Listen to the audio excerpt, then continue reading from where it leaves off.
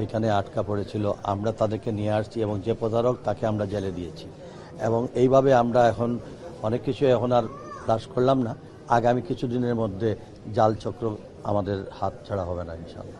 অবশ্যই আছে এবং এবারে প্রথম আমরা নীতিমালা সংশোধন করতে যাচ্ছি এবং আমার মনে হয় বাংলাদেশের ইতিহাসে 7টা মনিটরিং সেল যুগ্ম সচিবের নেতৃত্বে প্রত্যেকটা সেলের টিমের সঙ্গে আমাদের একজন যুগ্ম সচিব দেওয়া হয়েছে এবং তারা দিনরাত ফিল্ডে কাজ করতেছেন। শুধু তাই নয়, আমাদের জেলা প্রশাসন, পুলিশ প্রশাসন, আমাদের অন্যান্য কলকারখানা প্রতিষ্ঠানের যারা কর্মরত আছেন প্রত্যেকেই এবং আমাদের স্থানীয় সংসদ সদস্যবৃন্দ প্রত্যেকেই আমরা একযোগে কাজ করতেছি। কাজেই আমার মনে হয় ভবিষ্যতে আরও এটাকে সচেতন করার জন্য যা যা পদক্ষেপ আমরা নেওয়া হবে। ডেফিনেটলি আমার মনে হয় তারাও তো শ্রমিক, তারাও তো দুর্ঘটনার শিকার, কাজে এটাও ডিপ্রাইভ হওয়ার কোনো কারণ নেই, আমরা দেব।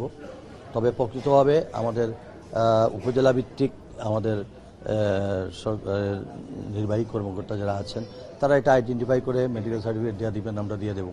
আপনারা তো ভালো করে জানেন গত ঈদ উল ফিতরের সময় আমরা পর্যাপ্ত নিরাপত্তা, আর এবার এই সব ইনসিডেন্ট আমাদের নলেজে আছে। আমার মনে হয় এখানে পুলিশ কমিশনার আছেন, বিভাগীয় কমিশনার আছেন, আমাদের ডিআইজির সঙ্গেও কথা হবে। আমরা এবারে পর্যাপ্ত সিকিউরিটি ইনশিওর করব।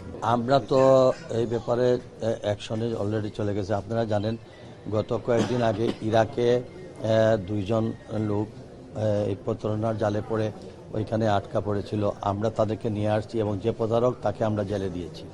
এবং এইভাবে আমরা এখন অনেক কিছু এখন আর দাস করলাম না।